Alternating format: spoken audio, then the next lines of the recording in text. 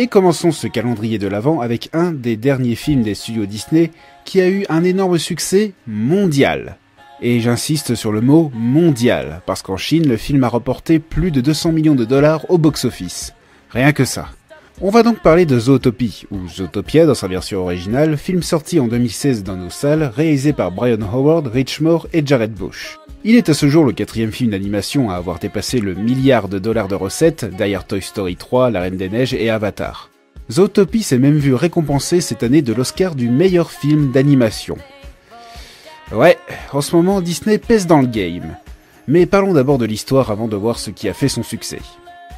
L'histoire se passe dans un monde où les animaux sont devenus un peu comme des êtres humains, qui veut dire des êtres vivants qui ont oublié leur nature animale et sont devenus des êtres civilisés, où prédateurs et proies vivent ensemble en harmonie.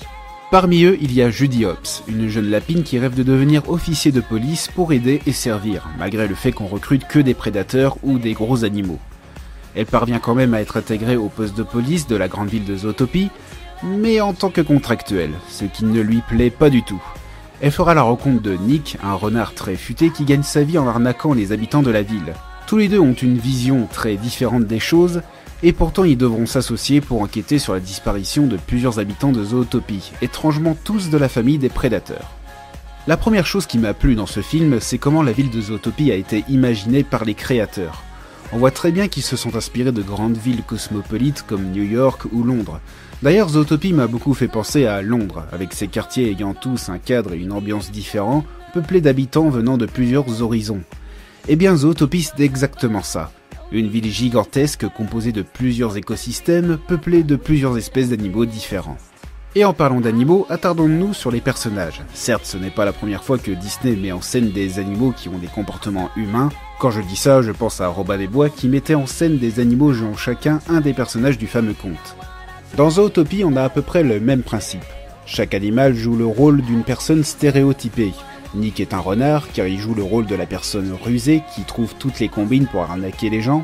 Le maire de Zootopie est un lion, car c'est lui qui gouverne la ville, il est le roi des animaux en quelque sorte. La suppléante du maire est un mouton, car elle joue le rôle de la personne gentille et innocente.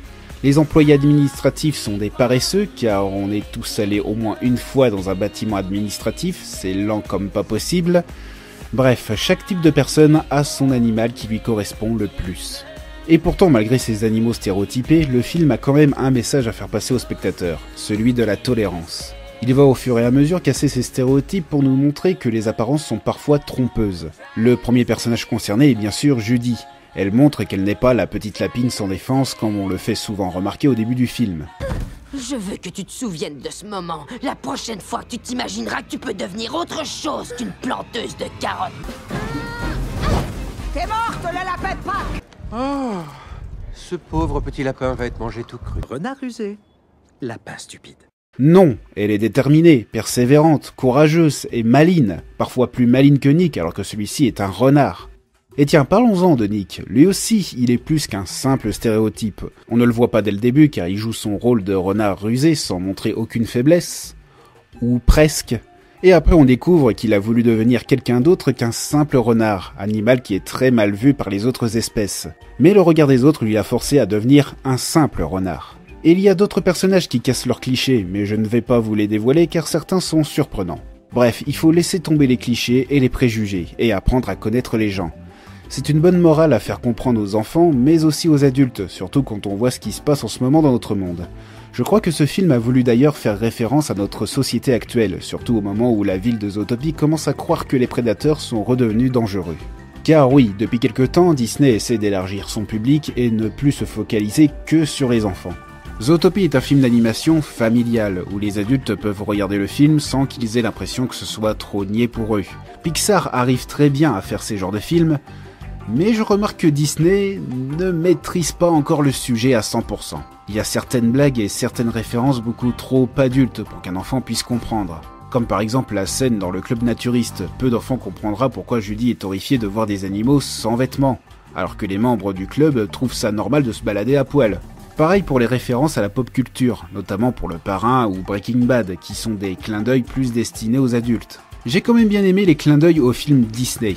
Ils sont très nombreux, Mais parmi les plus flagrants, il y a une réplique du chef Bogo qui fait référence à la Reine des Neiges. Life isn't some cartoon musical where you sing a little song and your insipid dreams magically come true. So let it go.